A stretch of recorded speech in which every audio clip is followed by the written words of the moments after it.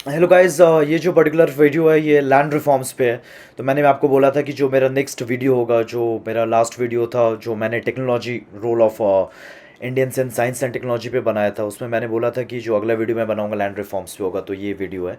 और इसके बाद जो मेरा पर्टिकुलर वीडियो होगा वो स्पेस टेक्नोलॉजी पे होगा। तो टेक्नोलॉजी पे मैंने nano technology, nuclear technology, role of Indians in science technology cover कर दिया है। इसके बाद स्पेस टेक्नोलॉजी होगा अगला वीडियो इस पर्टिकुलर वीडियो के बाद। उसके अलावा उस वीडियो में बताऊंगा कि नेक्स्ट वीडियो कौन सा होगा। तो आप ये कर सकते हैं, जैसे ये लैंड रिफॉर्म्स का वीडियो, नेक्स्ट वीडियो जो स्पेस टेक्नोलॉजी का है। तो स्पेस टेक्नोलॉजी में अभी तक 4 सवाल पूछे गए हैं 2013 से लेकर 2021 तक। तो वो चारों सवाल को आप खुद से प्रैक्टिस कर सकते हैं। और एक बार आप लिख लेंगे तो उसके बाद मैं जब डिस्कस करूंगा तो आपको एक बेटर आइडिया लग जाएगा, या एटलीस्ट आप एक बार सवाल देख लीजिए और खुद से पॉइंटर सोच लीजिए।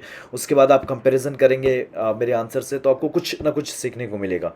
तो इस पर्टिकुलर वीडियो को स्टार्ट करते हैं। और ये जो पर्टिकुलर मटेरियल है जिसमें मैंने लैंड रिफॉर्म्स का मेरा जो मटेरियल है, साथ में जो प्रीवियस ईयर क्वेश्चन पेपर का जो सोल्यूशन है वो मैंने अपने टेलीग्राम चैनल पे डाल दिया है। तो आपको अगर वो चाहिए तो you can join my Telegram channel, you can subscribe that. और उसका लिंक मैंने अपने डिस्क्रिप्शन बॉक्स में डाल दिया है। और उसके अलावा if you have any doubt with respect to answer writing, अगर कोई स्पेसिफिक डाउट है तो आप मेरे को इंस्टाग्राम पे मैसेज कर सकते हैं। And that's all. अगर आपको मेरे वीडियोस अच्छे लग रहे हैं then do subscribe my channel. तो स्टार्ट करते हैं ये पर्टिकुलर वीडियो। अब लैंड रिफॉर्म्स में सबसे पहले ये देख लेते हैं कि मेंस के एंगल से इंपॉर्टेंट क्या क्या है, क्योंकि प्रीलिम्स के एंगल से ये कुछ खास इंपॉर्टेंट है नहीं। अगर मेंस के एंगल से आपने जितना पढ़ लिया उतना ही आप पढ़ लिया तो काफ़ी होगा प्रीलिम्स के लिए भी। एक बार एक आधा सवाल आया था कि जो लैंड सीलिंग होती थी तो उसमें जो यूनिट होता था वो पर इंडिविजुअल होता था या पर फैमिली होता था। तो इनफैक्ट दोनों ही होता था, क्योंकि स्टेट टू स्टेट वैरी करता था, because land is a state subject. ये मेनली मेंस का टॉपिक है। और मेंस के टॉपिक में जो यूपीएससी में लिखा हुआ है दैट इज लैंड रिफॉर्म्स। तो इसमें आपको प्रिपेयर क्या क्या करना है, सबसे पहले आपको ये पता होना चाहिए कि हिस्टोरिकली अभी तक लैंड रिफॉर्म्स क्या क्या हुए हैं। Right from abolition of intermediaries to regulation of tenancy to land ceiling to Bhoodan and Gramdan movement to consolidation of land holdings to cooperative farming, land cooperatives की मैं बात कर रहा हूँ। उसके बाद फिर क्या हुआ कि लैंड एक्विजिशन एक्ट वगैरह, लार एक्ट वगैरह पास हुआ है। उसके अलावा मॉडर्नाइजेशन ऑफ लैंड रिकॉर्ड्स की बात होती है। उसके अलावा क्या हुआ है, तो अभी लैंड लीजिंग वगैरह की बात चल रही है। Giving land rights to women farmers, उसकी बात चल रही है। ADR codes for settling up the land disputes, उसकी बात चल रही है। उसके अलावा लैंड एक्विजिशन काफ़ी डिफिकल्ट होता है, तो उसको स्मूदन करने के लिए लैंड बैंक या फिर लैंड पूलिंग मॉडल, ये सब चीज़ों की बात चल रही है। तो ये कंप्रिहेंसिव टॉपिक है, तो आपको इतना कुछ पता होना चाहिए। तो ये हो गया contours of land reforms historically, और क्या क्या इंपॉर्टेंट एरियाज हैं जहाँ पे अभी भी ज़रूरत है लैंड रिफॉर्म्स की। तो आपको एक ये पता होना चाहिए। अब जितना भी कंटूर्स ऑफ लैंड रिफॉर्म्स है, अब हिस्टोरिकल इंपॉर्टेंस का, जैसे एबोलिशन ऑफ इंटरमीडियरीज या फिर लैंड सेलिंग या फिर सिक्योरिटी ऑफ टेन्योर, मतलब टेनेंसी रिफॉर्म्स, या फिर उसके अलावा कंसोलिडेशन ऑफ लैंड होल्डिंग्स। तो इसका सक्सेस कैसा रहा है अक्रॉस द स्टेट्स, क्यों सक्सेसफुल हुआ, क्या फ़ायदा हुआ, क्यों, क्या क्या चैलेंजेस पोज किया, तो ये आपको इन डिटेल पता होना चाहिए। तो इसके लिए जो मैंने मटेरियल रेफर किया है, तो एक आप ऑनलाइन पे आप सर्च करेंगे दृष्टि आईएएस का लैंड रिफॉर्म्स का एक मटेरियल है, ऑनलाइन आपको मिल जाएगा। वो काफ़ी डिटेल्ड अच्छा मटेरियल है। डिटेल इन द सेंस कि काफ़ी बड़ा भी नहीं है, 5-6 पन्ने का, और आपको पूरा लैंड रिफॉर्म्स का टॉपिक कवर हो जाएगा। तो मैंने उसको रेफर किया। उसके अलावा विजन आईएएस का जो अपडेटेड मटेरियल है उसको भी रेफर किया है। तो ये दो स्टैटिक एरियाज़ मैंने रेफ़र किया है। उसके बाद करंट अफेयर्स में जैसे स्वामित्व स्कीम वगैरह, तो उसको पढ़ने के लिए मैंने मेंस 365 रेफ़र किया है। तो ये दो एरिया, और साथ में प्रीवियस ईयर क्वेश्चन पेपर मैंने सॉल्व किया है। तो अब इससे पहले जो मैंने जो वीडियोस बनाए थे तो उसके में बहुत लोग मेरे से पूछ रहे थे कि सोर्सेज क्या क्या हैं। तो स्पेस टेक्नोलॉजी पे तो मैंने वो बनाना है, और इवन स्पेस टेक्नोलॉजी के लिए भी जो nuclear technology, role of Indians in science and technology, nuclear technology, इसके लिए मैंने राउ का एक मैग्नेटिक कॉम्पास का सीरीज़ आती है, हिस्ट्री की, ज्योग्राफी की, पॉलिटी की, इकोनॉमी की। तो उसमें मैं जो साइंस एंड टेक्नोलॉजी है तो वहाँ से मैंने बेसिक मटेरियल इकट्ठा किया, क्योंकि विजन आईएएस का साइंस एंड टेक्नोलॉजी का जो मटेरियल है वो अच्छा नहीं है। काफ़ी कुछ फिजूल की चीज़ें दी गई है। राव आई का मेरे को काफ़ी पिन पॉइंटेड टारगेटेड लगा, तो उसको मैंने रेफर किया। साथ में विजन आई का मेंस 365 करंट अफेयर्स के लिए मैंने रेफर किया था। ये दो सोर्सेज थे। तो इसके लैंड रिफॉर्म्स में आपको करना क्या क्या वो मैं आपको बता रहा हूँ, कहाँ से करना है वो पता चल गया। अब एक तो ये एरियाज हो गया कि एरियाज ऑफ लैंड रिफॉर्म्स। अभी हिस्टोरिकल नहीं, हिस्टोरिकल तो मैं आगे इसमें डील किया ही हूँ, abolition of intermediaries, tenancy reforms, fixing, selling, consolidation of land holdings. तो अभी अब क्या करने की ज़रूरत है ये मैंने यहाँ पे लिखा। और जेसी कुमार अपन कमेटी 1942 में बनी है। उसके अलावा areas of land reforms is abolition of intermediaries, tenancy reform, ceiling on land holdings, consolidation of land holdings, cooperative movement, land cooperatives की बात कर रहा हूँ, भूदान ग्रामदान मूवमेंट डिटेल में, उसके अलावा लैंड रिकॉर्ड्स मॉडर्नाइजेशन जिसमें अभी स्वामित्व स्कीम लॉन्च हुई, लैंड लीजिंग, लैंड एक्विजिशन में और कैसे बेटर कर सकते हैं क्योंकि ऑलरेडी लॉ है लेकिन उसके चलते क्या होता है कि लैंड एक्विजिशन में टाइम लगता है, तो उसको स्मूदन कैसे कर सकते हैं इस प्रोसेस को। उसके अलावा और भी कुछ थोड़ी थोड़ी इंपॉर्टेंट चीज़ें जैसे ADR codes for settling of land disputes, land rights to women, making tenancy laws less restrictive. Tenancy laws क्या होता है कि कुछ स्टेट्स में ऐसे लॉज हैं कि ST अपना लैंड ST को बेच सकता है, SC अपना लैंड SC को बेच सकता है, तो उसकी वजह से क्या होता है कि अगर किसी इंडस्ट्रियलिस्ट को लैंड चाहिए तो उसके लिए लेना काफ़ी डिफिकल्ट हो जाता है, तो these tenancy laws are very restrictive. जैसे किसी ST या किसी SC को अपनी ज़मीन बेचनी है तो उसको वो SC ST को ही बेच सकता है, वो किसी नॉन SC नॉन ST को बेच ही नहीं सकता है, तो ये भी प्रॉब्लम है। तो ये भी जो टेनेंसी लॉज है काफ़ी रेस्ट्रिक्टिव है। जैसे मैं अपने झारखंड की बात करूँ तो झारखंड में एक संथाल परगना टेनेंसी एक्ट है जिसके तहत एक संथाल अपना लैंड केवल संथाल को ही बेच सकता है, तो ये लॉज भी रिस्ट्रिक्टिव है, तो उनमें भी थोड़ा चेंज करने की जरूरत है। तो ये सारे कंटूर्स हो गए। उसके अलावा नीड क्यों है लैंड रिफॉर्म्स का, तो मेजर दो है, चलो agriculture productivity, elimination of poverty. Success के क्या क्या रीजंस हैं लैंड रिफॉर्म्स के, और फेल्यूर से चैलेंजेस क्या क्या है। ये तो ओवरऑल चैलेंज हो गया कि अच्छा लैंड स्टेट सब्जेक्ट है, लैंड रिकॉर्ड्स मॉडर्नाइज नहीं है, लैंड होल्डिंग्स फ्रैगमेंटेड है। उसके अलावा जितना कंटूर्स ऑफ जो एरियाज ऑफ लैंड रिफॉर्म्स था उसमें भी इनहेरेंट चैलेंजेस थे, जैसे लैंड सीलिंग क्यों सक्सेसफुल नहीं हो पाया, क्योंकि कुछ स्टेट्स में मैंडेटरी था, पंजाब हरियाणा में, लेकिन बाकी स्टेट्स में मैंडेटरी नहीं था, कहीं कहीं पे सीलिंग लिमिट ही काफ़ी ज़्यादा थी। तो ये सब रीजंस थे जिसकी वजह से सक्सेसफुल नहीं हो पाया। तो individual areas of land reforms में भी क्या चैलेंजेस थे वो आपको पता होने चाहिए। तो areas of land reforms, need, success, challenges, ये आपका 4 मेन पार्ट्स हो गया। और तो ये मेनली आप कर लिए, तो उसके बाद प्रीवियस ईयर क्वेश्चन पेपर को सॉल्व करने में आ जाएंगे। और उसके अलावा जैसे कुछ आपको अब कोई सवाल आया है तो डेफिनेटली मैं ये नहीं बोल रहा हूँ कि आपको इंट्रोडक्शन में जो रटा रटाए लिखना है, कंक्लूजन में रटा रटाए लिखना है। You have to write introduction and conclusion depending on the demand of the question. लेकिन कुछ एरियाज, हर एरिया से, जैसे लैंड रिफॉर्म्स की बात करें तो आपको एक इंट्रोडक्शन कुछ पता होना चाहिए। ठीक है, जैसे कुमारप्पन committee, Gulzari Lal Nanda committee, famous committees है लैंड रिफॉर्म्स रिलेटेड, तो आप उसको राइट अवे फर्स्ट इंट्रोडक्शन में आप लिख दीजिए, तो उससे क्या होगा कि एग्जामिनर को लग जाएगा कि आप वो टॉपिक प्रिपेयर हो गया है।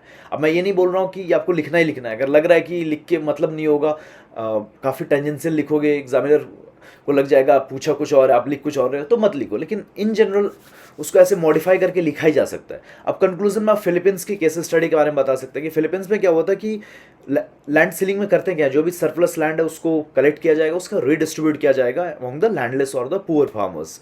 फिलीपींस में जितना भी एक्सेस लैंड था उसमें 63% अभी तक रीडिस्ट्रीब्यूट हो चुका है। तो आप सक्सेस समझ सकते हैं कि लैंड रिफॉर्म्स का, लैंड सीलिंग का किस लिमिट तक हुआ है।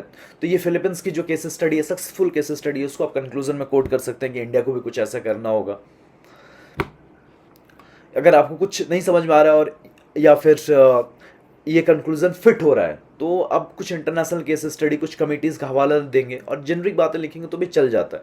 तो ठीक है, तो ये मैंने कुछ एक फैक्चुअल चीज़ आपको बता दी। अब जैसे ये मैंने लिफ्ट किया विजन आईएएस में, विजन आईएएस में ये केस स्टडी दिया हुआ है तो वहाँ से मैंने लिफ्ट किया।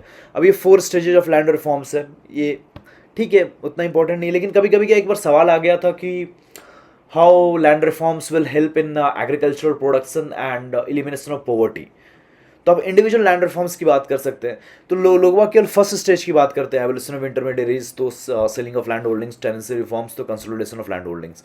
जो सेकंड जनरेशन था उसमें क्या था कि वेस्टलैंड को बेटर करके हम अनकल्टिवेटेड लैंड को कल्टिवेटेड में बनाते थे। Main focus second phase of land reforms का ये था। थर्ड फेज का क्या था कि आप पढ़े होंगे वाटर सेट मैनेजमेंट में कि drought prone area development programme था, डिजर्ट एरिया डेवलपमेंट प्रोग्राम था, वेस्टलैंड एरिया डेवलपमेंट एजेंसीज वगैरह बनाई गई थी। तो ये सब जो वाटर सेट मैनेजमेंट और वेस्टलैंड मैनेजमेंट का जो पार्ट था ये भी लैंड रिफॉर्म का ही पार्ट है, ये third stage of land reform का पार्ट है। और ये सब प्लानिंग जो प्लान्स बने थे प्लानिंग कमीशन के द्वारा तो उसमें लैंड रिफॉर्म्स के स्टेजेस डिस्कस किए हुए हैं, तो वो वहीं से उठाया गया है। विजन मैं विजन से उठाया, विजन इनफैक्ट ने वहाँ से उठाया। और 1995 ऑनवर्ड से हम लोग क्या कर रहे हैं कि मॉडर्नाइजेशन ऑफ लैंड रिकॉर्ड्स पे फोकस कर रहे हैं, क्योंकि अल्टीमेटली लैंड रिकॉर्ड से मॉडर्नाइज नहीं है तो हम लैंड रिफॉर्म्स को सक्सेसफुल इंप्लीमेंट कर ही कैसे सकते हैं। तो ये सारी चीज़ें हो गई। अब उसके अलावा क्वेश्चंस आ गए, तो 3 क्वेश्चंस जीएस पेपर 3 में लैंड रिफॉर्म्स के डायरेक्टली पूछे गए तो उनको डिस्कस कर लेंगे। एक तो 2021 में भी था, और एक पोस्ट इंडिपेंडेंस से 2013 में क्वेश्चन आया था भूदान ग्रामदान पे, तो उसको भी यहीं पे डिस्कस कर लेंगे। तो टोटल 4 क्वेश्चंस हो जाएंगे। अब इसके अलावा मैं कुछ कुछ और केस स्टडी बता देता हूँ। जैसे लैंड रिकॉर्ड्स मॉडर्नाइजेशन में, ये तो गवर्नमेंट की स्कीम है, 2008 की स्कीम थी, फिर उसके बाद वही स्कीम थी लेकिन नाम बदल गया था 2016 में। कर्नाटका में भूमि प्रोजेक्ट है। आंध्र प्रदेश में क्या है कि ब्लॉकचेन टेक्नोलॉजी को यूज कर रहे हैं लैंड रिकॉर्ड्स को मॉडर्नाइज करने में। ब्लॉकचेन टेक्नोलॉजी को जब यूज करते हैं उससे फायदा ये होता है कि जैसे कोई भी लैंड रिकॉर्ड्स मॉडर्नाइज्ड है तो आप कोई भी लैंड आप देखेंगे तो वो पता चल जाएगा किसका ओनर ये है। लेकिन अगर ब्लॉकचेन टेक्नोलॉजी यूज कर रहे हैं तो क्या होगा कि ये तो पता चल जाएगा किसका अभी ओनर ये है, लेकिन ये भी पता चल जाएगा ये ओनर ये जमीन इससे खरीदा था, वो इस बंदे से खरीदा था, वो उससे पहले इस बंदे से खरीदा था। तो पूरा लिंकेज आपको हिस्टोरिकल बैकग्राउंड पता चलता जाएगा कि वो लैंड का ओनर से कैसे over the period of time change हुआ है। ये इससे खरीदा, ये इससे खरीदा, ये इससे खरीदा, ये इससे खरीदा, ये इससे खरीदा। तो इतना फायदा होता है ब्लॉकचेन टेक्नोलॉजीज। तो इसमें क्या होगा कि आपको हिस्टोरिकली आप ट्रैक कर लोगे कि इसका ओनर कौन था इस जमीन का। तो ये लैंड डिस्प्यूट्स को भी सॉल्व करने में काफी इजी होता है। अब लैंड रिकॉर्ड्स को मॉडर्नाइज क्यों करना है? आपको लैंड रिफॉर्म्स सही से इंप्लीमेंट करना है। आपको जितने भी लैंड रिफॉर्म्स है, मतलब उसके अलावा लैंड डिस्प्यूट्स होते हैं तो उसको आपको सॉल्व करना है। उसके अलावा लैंड रिकॉर्ड्स मॉडर्नाइज्ड है तो फार्मर्स के पास प्रॉपर्टी कार्ड्स होंगे, तो ये फार्मर्स के लिए काफ़ी इजी हो जाता है बैंक से क्रेडिट लेना। तो वो इंस्टीट्यूशनल सोर्सेस ऑफ क्रेडिट पे डिपेंड होगी, ना कि मनी लेंडर्स जैसे नॉन इंस्टीट्यूशनल सोर्सेस पे। अब स्वामित्व स्कीम है तो ये अब करंट अफेयर्स का पार्ट है तो आप वहाँ से पढ़ सकते हैं। तो ये अब मैं जो वीडियो बना रहा हूँ मेनली मेरा फोकस है कि मैं आपको प्रीवियस ईयर क्वेश्चन पेपर को डिस्कस कर सकूँ। तो अब वो उसको डिस्कस कर लेते हैं। अगर आप चाहते हैं कि मैं जो स्टैटिक पोर्शन है उसको भी आप थोड़ा इलेबोरेट कर दूं तो आप मेरे को कमेंट सेक्शन में बता सकते हैं। लेकिन ऐसा मैंने आपको नोट्स भी डाल दिए और आप पढ़े भी होंगे, तो मेरे को लगा नहीं कि इसका इंपॉर्टेंस है। लेकिन आप अगर मैसेज करोगे मेरे को, कमेंट करोगे, तो मेरे को थोड़ा आइडिया लग पाएगा कि आप क्या चाहते हो। ऐसे अब डायरेक्टली आ जाते हैं जो क्वेश्चंस को डिस्कस कर लेते हैं। ये अब 4 सवाल है।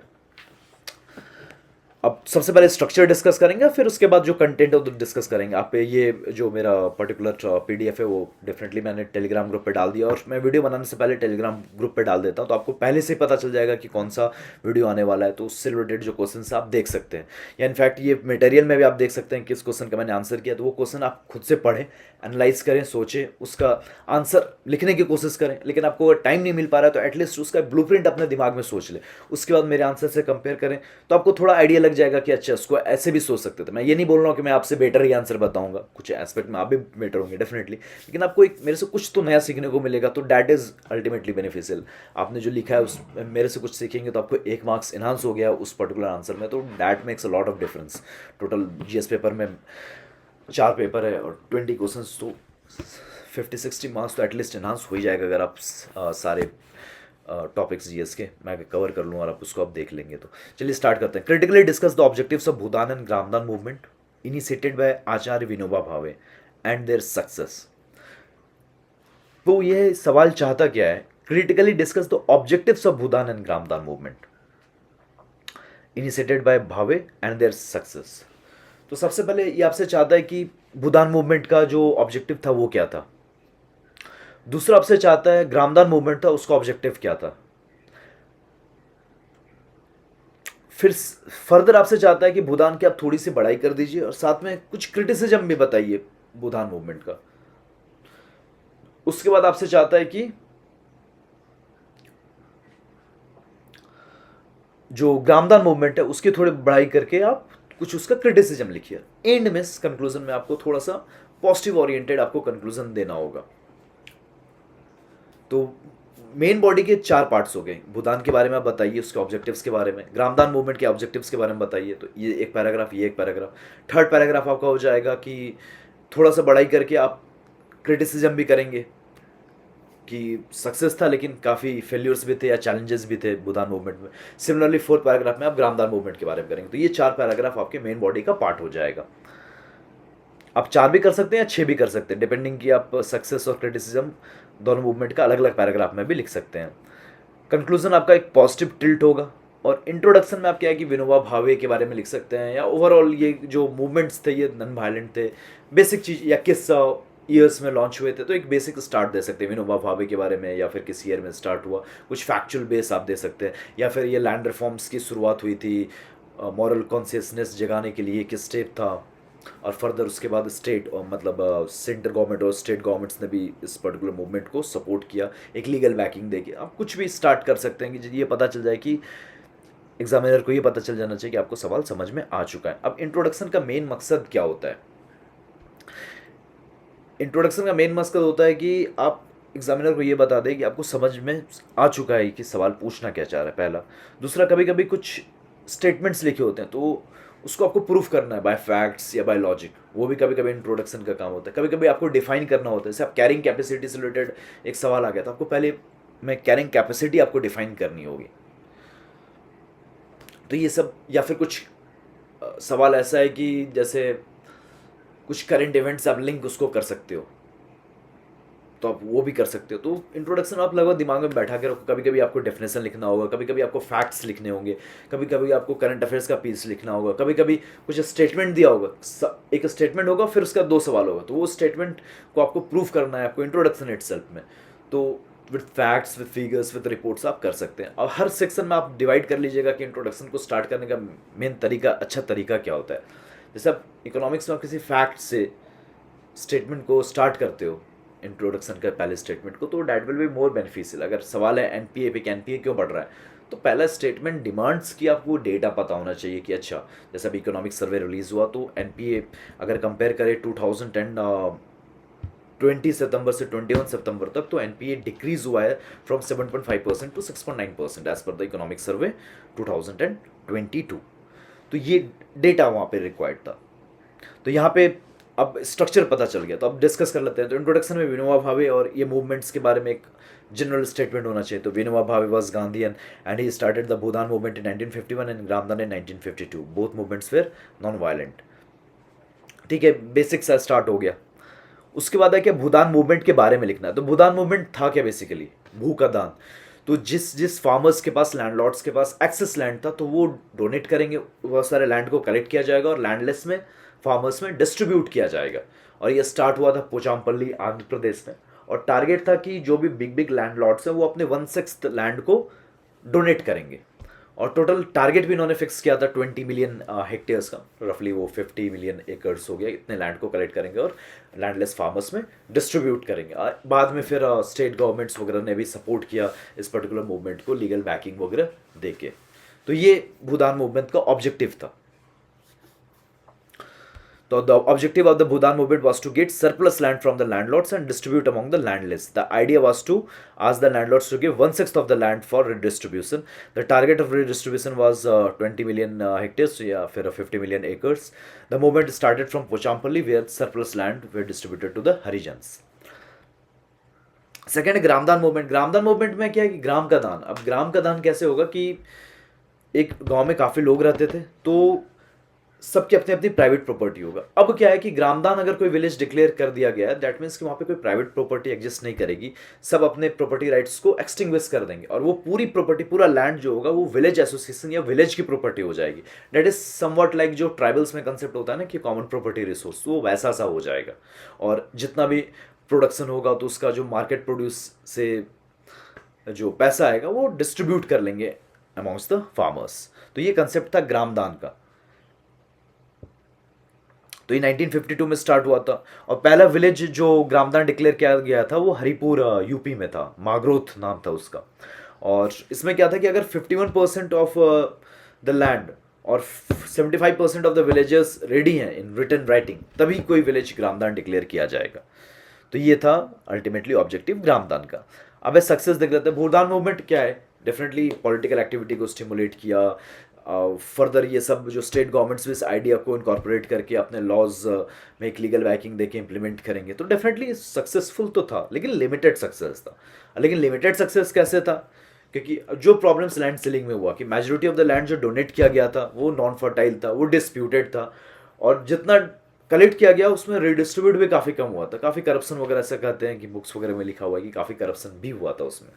और अल्टीमेटली 1967 में विनोबा भावे इस मूवमेंट से अलग हो जाते हैं और धीरे धीरे मास अपील, जो मास बेस था, वो ख़त्म होने लगता है। तो ये मूवमेंट लगभग इसके अपने डेथ पे या फिर एंड वर्ज पे आ जाता है। उसके बाद ग्रामदान मूवमेंट क्या है कि जैसे इसका अपने ऑब्जेक्टिव देखा होगा तो ये सक्सेसफुल मेनली ट्राइबल्स एरियाज में ही हो सकता है। क्योंकि ट्राइबल में मेनली प्राइवेट प्रॉपर्टी का उतना इनग्रेन्ड कंसेप्ट नहीं होता है, या फिर जहाँ पे जो डिस्पैरिटी इन लैंड होल्डिंग्स अगर कम है तभी ये कंसेप्ट सक्सेसफुल हो पाएगा। क्योंकि ऐसे देखिए, किसी के पास ज़्यादा लैंड है, किसी के पास कम लैंड है, तो ज़्यादा लैंड वाला क्यों चाहेगा कि पूरा लैंड जो विलेज का इक्वली डिस्ट्रीब्यूट हो जाए अमंग द विलेजर्स? नहीं चाहेगा। लेकिन अगर डिस्पैरिटी कम है, सबके पास लगभग लगभग बराबर लैंड है, तो डेफिनेटली वो सक्सेसफुल होगा। जनरली ट्राइबल एरियाज़ में ऐसा ही होता है, और ये ट्राइबल एरियाज़ में ये मूवमेंट सक्सेसफुल था। तो ये ग्रामदान मूवमेंट के बारे में मैंने इसके सक्सेस या फिर फेलियर्स के बारे में मैंने लिख दिया कि ठीक है, ट्रैवल एरियाज़ में सक्सेसफुल था लेकिन नॉन ट्रैवल एरियाज़ में उतना सक्सेसफुल नहीं था, ये पता चल गया। और एंड में एक बैलेंस्ड सा कंक्लूजन मैंने लिख दिया, द मूवमेंट दो had limited success but stimulated the political activity and masses for land reforms. अब कंक्लूजन यहाँ पे क्या है कि लिख के तो कुछ मैंने अलग तो नहीं कर दिया, ऑब्वियसली ये एक जेनरिक सही है, लेकिन लिखना जरूरी नहीं। लिखेंगे तो क्या है कि फिर नेगेटिव टोन पे आप एंड करेंगे, तो लगभग जो आधा यहाँ पे ऐसा नहीं कंक्लूजन लिखे मेरे को मार्क्स मिल रहा है, लेकिन अगर नहीं लिखूंगा तो आधा मार्क्स कम हो जाएगा, क्योंकि पॉजिटिव लाइट में मैं एंड नहीं कर पाऊंगा। कंक्लूजन का मेन काम क्या होता है कि पॉजिटिव नेगेटिव आपने दोनों लिखा तो बैलेंस करेंगे, या फिर नेगेटिव पे ख़त्म कर रहे हैं तो ठीक है, कंक्लूजन देके आप थोड़ा सा उसको पॉजिटिव एंड पे ख़त्म करें। फ्यूचरिस्टिक हो या कोई वे फॉरवर्ड आप बता रहे हो, या फिर कुछ एक्स्ट्रा ज्ञान हो लेकिन उतना भी टेंजेंशियल नहीं हो, सवाल से रिलेटेड हो, कुछ कमिटीज़ हो गया, कुछ रिपोर्ट्स हो गया, तो उसको भी आप वहाँ पे कोट कर सकते हैं। समथिंग एक्स्ट्रा आपको ऐड करना है, या फिर आप कुछ डिबेट आप लिख रहे हैं अपने आंसर्स में, तो उसको अल्टीमेटली आपका स्टैंड क्या है वहाँ पे भी आप क्लियर कर सकते हैं कंक्लूजन में। अब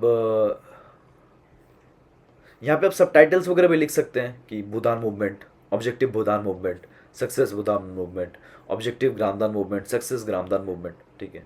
और इंट्रो कंक्लूजन तो आप लिखेंगे।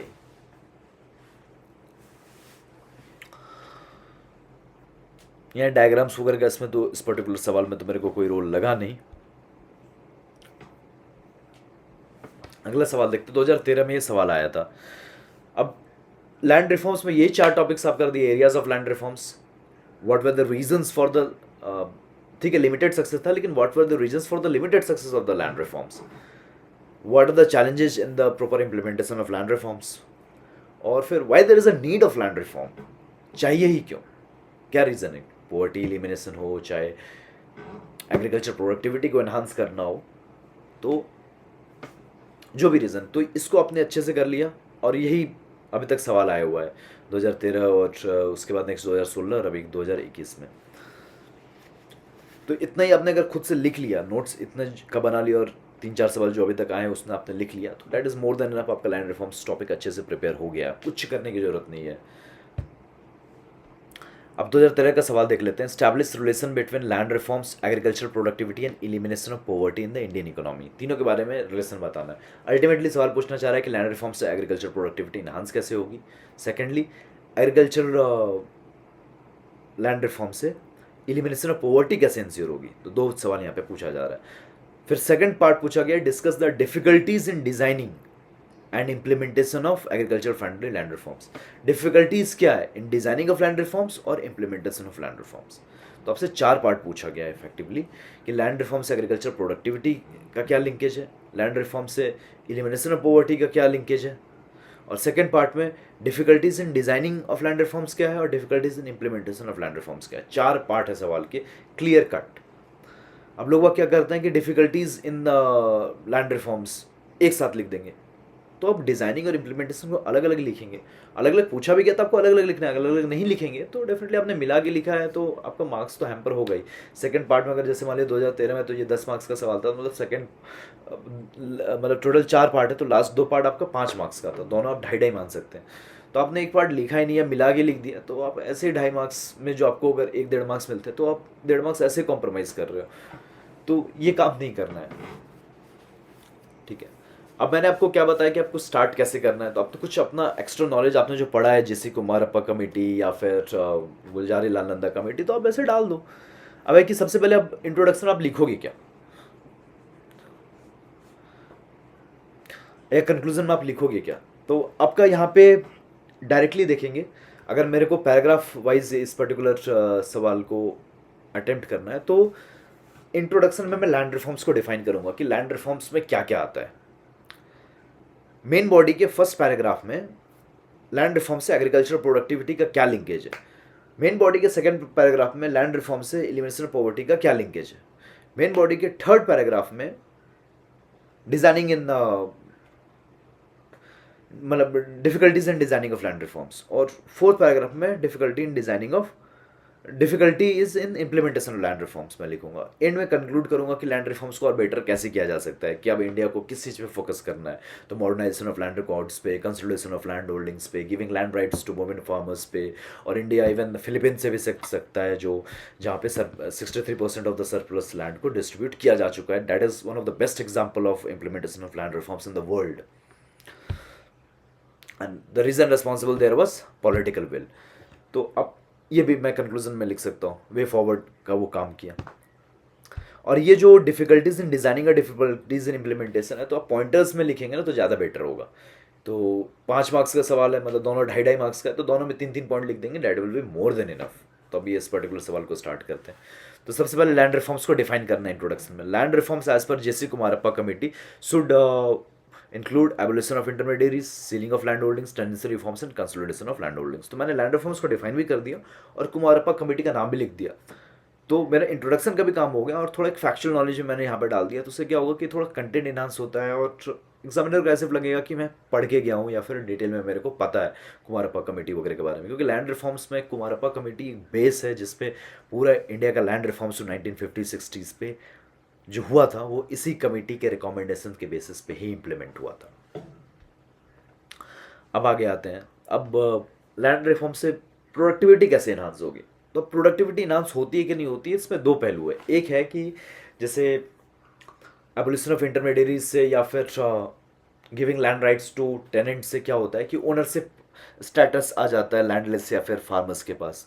तो ओनरशिप स्टेटस से क्या होता है कि जब एक सेंस ऑफ ओनरशिप आती है ना, तो आप अपने लैंड पे इन्वेस्ट करते हो। लेकिन आप अगर वहाँ पे एग्रीकल्चरल लेबरर हो या फिर आपने लीज पर ले रखा है 1-2 साल के लिए, तो शायद आप उस लैंड पे उतना इन्वेस्ट नहीं करोगे।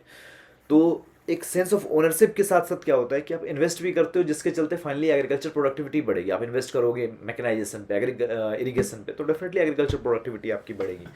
तो इसलिए लैंड रिफॉर्म से सेंस ऑफ ओनरशिप आएगा, ओनरशिप ऑफ लैंड आएगा, उसके वजह से फाइनली आप इन्वेस्ट करोगे और उसके वजह से क्या होगा कि फाइनली एग्रीकल्चर प्रोडक्टिविटी इन्हांस होगी। तो आप एक ये वर्चुअस साइकिल भी बना सकते हो अपने आंसर्स में डायग्राम के फॉर्म में, तो वहाँ से भी क्लियर हो जाएगी। या फिर उस चीज़ को आप पैराग्राफ में भी लिख सकते हो जो मैंने लिखा है। अब मैं ये पढ़ नहीं रहा हूँ, बस मैंने आपको थीम बता दिया। और इसका एक दूसरा पार्ट भी है। अब ये 10 मार्क्स का सवाल था और इतने पार्ट्स हो रखे थे तो पॉसिबल नहीं था 2 पन्ने में लिखना। कि लैंड रिफॉर्म होने से क्या हो रहा है कि अब जैसे एक तरह से लैंड सीलिंग किया जा रहा है, तो आप सरप्लस लैंड को रिडिस्ट्रीब्यूट किया जाएगा छोटे छोटे फार्मर्स में। तो हर फार्मर्स के पास एक छोटा छोटा चंक ऑफ लैंड होगा, तो मतलब फ्रैगमेंटेड लैंड होल्डिंग होगा। अब उस फ्रैगमेंटेड लैंड होल्डिंग में पॉसिबल नहीं है कि एग्रीकल्चर प्रोडक्टिविटी काफ़ी ज़्यादा हो या यील्ड ज़्यादा हो, क्योंकि वो छोटा लैंड है, 1 हेक्टेयर का, आधा हेक्टेयर का, उसमें फार्मर मैकेनाइजेशन नहीं कर सकता, इरिगेशन फैसिलिटी को यूज़ नहीं कर सकता। जब वो नहीं करेगा तो प्रोडक्टिविटी उतनी एनहांस नहीं होगी। ऐसे ही इंडिया की जो प्रोडक्टिविटी या यील्ड है compare to the world average आधी है। जैसे राइस की भी बात करेंगे तो वो 4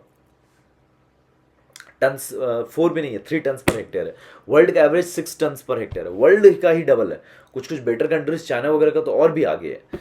तो वहाँ पे भी एक दिक्कत है। ऐसा नहीं कि प्रोडक्टिविटी लैंड रिफॉर्म से इन्हांस ही होगी, कुछ हद तक कभी कम भी होती है, लेकिन दोनों पहलू है। लेकिन आपको ज़्यादा फोकस करना है कि हाँ इन्हांस ही होती है प्रोडक्टिविटी, क्योंकि अब एक सेंस ऑफ, भले वो छोटा लैंड है उतनी प्रोडक्टिविटी नहीं हो सकती, लेकिन फिर जब सेंस ऑफ ओनरशिप आती है तो एटलीस्ट वो इन्वेस्ट करता है अपने लैंड पे इरिगेशन के टर्म्स में या फिर फर्टिलाइजर्स के टर्म में, कि उसको पता है कि मैं अपनी लैंड की फर्टिलिटी बढ़ा के मेरे को फ़ायदा होने वाला है लॉन्ग टर्म में। अब सेकंड पार्ट उसका आया था कि कैसे एलिमिनेशन ऑफ पॉवर्टी होगी। अब फाइनली लैंड राइट्स जब मिलेगा ज़मींदारी सिस्टम ख़त्म होने से या टेनेंसी रिफॉर्म से, तो डेफिनेटली फार्म इनकम बढ़ेगी। फार्म इनकम बढ़ेगी तो एलिमिनेशन ऑफ पॉवर्टी होगा। तो इसको ज़्यादा समझाना डिफिकल्ट नहीं है, लेकिन इसको यहाँ पे लिखना जरूरी है। एबोलिशन ऑफ जमींदारी की land rights to poor farmers, tenancy reforms version the benefit of the poor tenant, ceiling laws try to redistribute land among the landless, the objective was elimination of poverty and inclusive growth. तो अब इसमें कुछ ऐसा नहीं है बस, लेकिन ये चीज़ लिखना है, ये हर कोई लिख लेगा और इसमें कुछ आप एज भी नहीं ले सकते हैं। अब नेक्स्ट पार्ट है difficulties in designing of land reforms. Generally कुछ कुछ सवाल होते हैं ना, काफ़ी जेनरिक से होते हैं। तो इसमें क्या है कि जितना सब लिख रहे हैं आप भी कुछ एक्स्ट्रा नहीं लिख पाओगे, लेकिन उतना लिख दो कि अब ये छोड़ दोगे तो आपको मार्क्स चले जाएंगे, या फिर एक दो लाइन में लिखोगे आपके मार्क्स चले जाएंगे। तो एटलीस्ट कुछ सवाल होते हैं कि इसमें कोई एज नहीं ले पाएगा, सब उसी लेवल पर होंगे, बस आप भी उसी लेवल पे रहो। कुछ कुछ सवाल या कुछ कुछ सवाल के पार्ट्स होते हैं जहाँ पे एज लेना है, जैसे अब ये है difficulties in designing of land reforms या difficulties in implementation of land reforms, इसमें आप एज लिख सकते हो एक्स्ट्रा पॉइंट्स वगैरह डाल के। जैसे फॉर एग्जाम्पल डिजाइनिंग में क्या क्या प्रॉब्लम थी, अब सीलिंग लिमिट फिक्स करना था। सीलिंग लिमिट डिपेंड करेगा काफ़ी फैक्टर पे, प्रोडक्टिविटी ऑफ लैंड पे डिपेंड करेगा। अगर लैंड कम प्रोडक्टिव है तो आप सीलिंग लिमिट ज़्यादा फिक्स करोगे। तो ये काफ़ी डेटा एनालिसिस का गेम था। तो fixing ceiling limit was also a difficult task in terms of designing of land reforms. अब कोई भी स्कीम डिजाइन होती है तो आपके पास कुछ डेटा होना चाहिए। तो अब लैंड रिकॉर्ड से मॉडर्नाइज नहीं है, poor state of land records है, तो that is also an impediment in designing of land reforms. अब सेकंड क्या है कि आपको कुछ पॉलिसीज डिजाइन करनी है, तो लैंड अब स्टेट सब्जेक्ट है, तो आप पार्लियामेंट इस पर लेजिस्लेट ही नहीं कर सकता। तो ये भी एक डिफिकल्टी थी कि यूनिफॉर्मिटी नहीं थी अक्रॉस द स्टेट्स। क्यों? क्योंकि लैंड एक स्टेट सब्जेक्ट था। अब इम्प्लीमेंटेशन में क्या क्या दिक्कत थी, अब हर लैंड रिफॉर्म्स के बारे में आपने चैलेंज पढ़ा होगा। जैसे एवोल्यूशन ऑफ इंटरमीडिएरीज में क्या हुआ था, जमींदार हट गए थे, लेकिन केवल टॉप लेवल के जमींदार हटे थे, नीचे वाले नहीं हट पाए थे, क्योंकि जमींदारी सिस्टम में भी एक हायरार्की थी, top level zamindars, middle level zamindars, low level zamindars, तो एक टॉप लेवल ही हटे थे, बाद बाकी नहीं हट पाए थे। अब टेनेंसी रिफॉर्म भी हुआ था, तो हर स्टेट ने लैंड राइट्स नहीं दिया था as per the law. Kerala ने दिया, वेस्ट बंगाल ने दिया, बाद बाकी स्टेट्स ने नहीं दिया। जब लीगली ही लैंड राइट्स नहीं दिया तो फिर आप इंप्लीमेंट ही कैसे कर पाओगे जब लीगल बैकिंग ही नहीं है। अब सीलिंग लॉज के इंप्लीमेंटेशन में दिक्कत क्या हुई कि जो मेजोरिटी स्टेट्स थे वो सीलिंग लिमिट ही हाई फिक्स की, या फिर कुछ अगर लैंड एक्वायर भी किया गया जो सीलिंग लिमिट से ज़्यादा था तो वो डिस्प्यूटेड था या नॉन फर्टाइल था। ये तो है ही है। उसके अलावा कंसोलिडेशन ऑफ लैंड होल्डिंग्स पे क्या प्रॉब्लम था। कंसोलिडेशन ऑफ लैंड होल्डिंग्स क्या होता है कि एक फार्मर के पास एक लैंड यहाँ, एक लैंड दूसरी जगह है, तो वो दोनों लैंड को एक जगह रख लेगा, बदले में मतलब एक दो फार्मर्स के बीच में लैंड का एक्सचेंज हो जाएगा, कुछ यहाँ है कुछ वहाँ है, तो बगल वाले फार्मर को बोलेगा आप वहाँ चले जाओ, मेरे को ये लैंड यहाँ पे दे दो। तो क्या होगा कि उसका जो लैंड होल्डिंग है आप कंटिन्यूअस हो जाएगा, आसपास हो जाएगा, जिसकी वजह से उसकी प्रोडक्टिविटी बढ़ जाएगी। लेकिन disparity in the productivity of land एक मेजर हिंड्रेंस था in the implementation of consolidation of land holdings as land reform.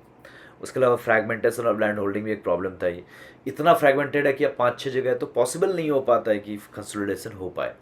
और फिर एक 6 तो जनरल पॉइंट है political collision of land owners, जो जनरिक बात है, लेकिन ठीक है एक है प्रॉब्लम, इसलिए मैंने लास्ट में लिखा। अब ऐसे पॉइंट्स अब लिखो नहीं लिखो उतना फ़र्क नहीं पड़ता है, लेकिन ठीक है एंड में फिर भी आप लिख ही दो, क्योंकि ये भी सच्चाई है और एक बहुत इंपॉर्टेंट रीजन है, लेकिन यूपीएससी के पॉइंट ऑफ व्यू से एक घिसा पिटा लगता है। ठीक है, तो मैंने 3-3 पॉइंट दोनों साइड लिख दिए, यहाँ ज़्यादा ही लिख दिया।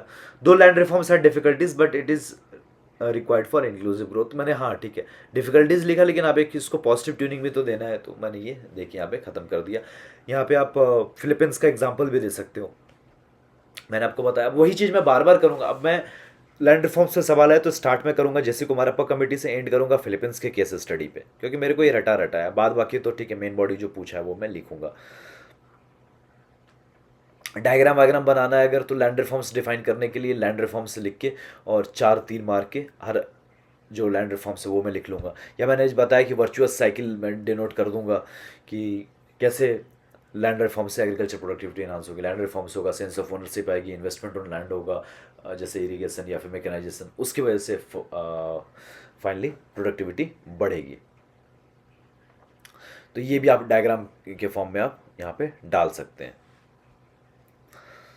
यहाँ मैंने फिलीपींस इसलिए नहीं डाला क्योंकि वही रिपीटेशन होता तो थोड़ा अजीब सा लगता आपको देखने में, लेकिन ठीक है आप डाल सकते हैं, ये मैंने आपको यहाँ बता दिया। अब 2016 के सवाल पे आ जाते हैं। Discuss the role of land reforms in agriculture development. Identify the factors that were responsible for the success of land reforms in India. अब लैंड रिफॉर्म्स इंडिया में सक्सेसफुल नहीं है, पार्टली सक्सेसफुल आप बोल सकते हैं। तो इसमें आपको थोड़ा काउंटर करना था कि ये लिमिटेड सक्सेस है। सक्सेसफुल हम बोल सकते हैं वेस्ट बंगाल में, सक्सेसफुल हम बोल सकते हैं कि केरल में, कुछ हद तक सक्सेसफुल बोल सकते हैं पंजाब हरियाणा में, क्योंकि वहाँ पे कंसोलिडेशन ऑफ लैंड होल्डिंग्स जो पार्ट था लैंड रिफॉर्म को वो काफ़ी सक्सेसफुल था। कश्मीर में, जम्मू एंड कश्मीर में कुछ हद तक बोल सकते हैं सक्सेसफुल था, लेकिन बाद बाकी स्टेट्स में वो पार्टली सक्सेसफुल था, क्योंकि एबोलिशन ऑफ इंटरमीडियरीज वो उसका इम्प्लीमेंटेशन अक्रॉस द स्टेट्स काफ़ी अच्छे से हुआ, लेकिन बाद की लैंड रिफॉर्म्स का इम्प्लीमेंटेशन स्टेट्स में अच्छे से नहीं हो पाया। तो ये आपको बताना होगा कि सक्सेस लिमिटेड था, लेकिन जो भी सक्सेस अचीव हुआ उसके क्या क्या रीजंस थे, तो वो ये थे 1 2 3 4 5 6 जितना भी आप लिखें। अब इसका स्ट्रक्चर कैसे होगा, इंट्रोडक्शन में आप क्या दोगे, तो वही लैंड रिफॉर्म्स क्या है डिफाइन करोगे, उसमें जो जो कंटूर्स थे लैंड रिफॉर्म्स के। अब जैसे कुमार आपा कमेटी का भी नाम दे सकते हो। सेकंड आप बताओगे कि लैंड रिफॉर्म्स एग्रीकल्चर डेवलपमेंट कैसे होगा, तो हर एक लैंड रिफॉर्म को पकड़ोगे, बताओगे abolition of intermediate agriculture development कैसे होगा, या फिर consolidation of land holdings agriculture development कैसे होगा, सिक्योरिटी ऑफ टेन्योर इंश्योर कर रहे हैं टेनेंट्स के लिए, मतलब टेनेंसी रिफॉर्म्स एग्रीकल्चर डेवलपमेंट कैसे होगा, या फिर लैंड सीलिंग का इम्प्लीमेंटेशन एग्रीकल्चर डेवलपमेंट कैसे होगा, बाद बाकी modernization of land records, land leasing, giving land rights to women, या फिर कोऑपरेटिव लैंड जो बनते हैं लैंड कोऑपरेटिव्स उससे, या फिर भूदान ग्राम दाम से, ये सबसे कैसे हुआ था एग्रीकल्चर डेवलपमेंट, ये सब लिखोगे। और इवन जो नए नए हैं जैसे स्वामित्व वगैरह स्कीम वगैरह, ये सभी लैंड रिफॉर्म्स के ही पार्ट हैं, इससे भी एग्रीकल्चर डेवलपमेंट कैसे हो रहा है। सेकंड फेज थर्ड फेज की मैंने बात की कि वाटर सेड प्रोजेक्ट्स वगैरह, या फिर वेस्टलैंड डेवलपमेंट, उससे भी लैंड रिफॉर्म्स कैसे हो रहा है, या मॉडर्नाइजेशन ऑफ लैंड रिकॉर्ड्स से भी एग्रीकल्चर डेवलपमेंट कैसे हो रहा है। तो ये सारी चीज़ को डिस्कस करना है। तो इसका स्ट्रक्चर क्या होगा, और इंट्रोडक्शन में लैंड रिफॉर्म्स के बारे में लिखें कि लैंड रिफॉर्म्स के कंटूर्स क्या क्या हैं, जैसे कुमारप्पा कमेटी का नाम आपने डाल दिया। उसके बाद नेक्स्ट जो पैराग्राफ होगा उसमें आप लिखेंगे कि अब लैंड रिफॉर्म्स एग्रीकल्चर डेवलपमेंट कैसे हुआ, तो इसको आप 1 पन्ना या 1.5 पन्ना में लिखेंगे, 2-3 पैराग्राफ से आप ले सकते हैं। तो इसमें सारे लैंड रिफॉर्म से आप बताएंगे कि एग्रीकल्चर डेवलपमेंट कैसे हुआ, ये थीम रहेगा। अब इसको स्ट्रक्चर कैसे करेंगे, तो मैंने आपको वहाँ पे बताया था कि first phase of land reforms में ये था, सेकंड फेज में ये था, थर्ड फेज में ये था, फोर्थ फेज में ये था। तो अब चारों फेज के लैंड रिफॉर्म्स को डिस्कस करके ये बताएंगे कि एग्रीकल्चर डेवलपमेंट कैसे हो रहा है, तो वहीं से आपका आंसर निकल जाएगा। लेकिन हाँ, first phase of land reforms आपका ज़्यादा फोकस होगा, 70-80% फोकस वही होगा, लेकिन आपको थोड़ा सा touch second phase, third phase और फोर्थ फेज का भी देना है कि एग्जामिनर को पता चल जाए कि हाँ आपको वो भी पता है। लेकिन ऐसा नहीं है, मेन जो क्रक्स है लैंड रिफॉर्म्स का तो फर्स्ट फेज ही है। जो फेजेस जो मैं बता रहा हूँ ये आपको एक बार फिर से दिखा देता हूँ, जो ध्यान उधर अगर नहीं दिए होंगे। ये रहा फेजेस, 4 स्टेजेस या 4 phases of land reforms.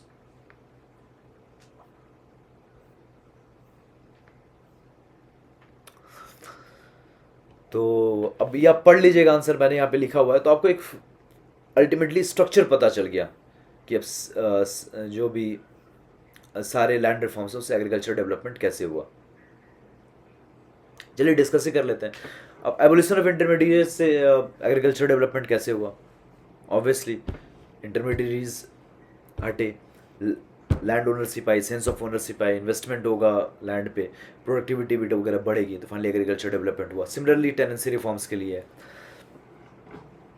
Consolidation of land holdings की बात अलग है कि वहाँ पे क्या है कि इकोनॉमी ऑफ स्केल आ जाता है, अमोर्टाइजेशन ऑफ फिक्स्ड कॉस्ट हो जाता है, मतलब इकोनॉमी ऑफ स्केल आ जाता है कि अब लैंड साइज आसपास है तो कंटिगुअस है, तो अब इरीगेशन पे इन्वेस्ट करना, मैकेनाइजेशन पे इन्वेस्ट करना वो पॉसिबल हो पाता है, तो वहाँ से एग्रीकल्चर डेवलपमेंट हो जाता है। फिर लैंड सीलिंग में क्या है कि लैंडलेस को भी लैंड मिल जाएगा, तो उससे एग्रीकल्चर डेवलपमेंट ऐसे होगा कि वहाँ पे भी लैंडलेस को अब सेंस ऑफ ओनरशिप आ जाएगी। वो पहले एग्रीकल्चर लेबरर्स थे, अब वो ओनर्स बन जाएंगे। तो सबका लगभग मेन थीम वही है, लेकिन सबको आप लिखोगे क्योंकि अल्टीमेटली आपको यही प्रूव करना है कि इससे एग्रीकल्चर डेवलपमेंट हो रहा है सारे लैंड रिफॉर्म से। फिर सेकंड फेज में जैसे वेस्टलैंड डेवलपमेंट है, वाटर सेट मैनेजमेंट है, ये सबसे भी कैसे लैंड रिफॉर्म्स हुआ ये आप बताओगे। तो सेकंड फेज में क्या क्या, थर्ड फेज में क्या, आप वही बता दोगे, that will be more than enough.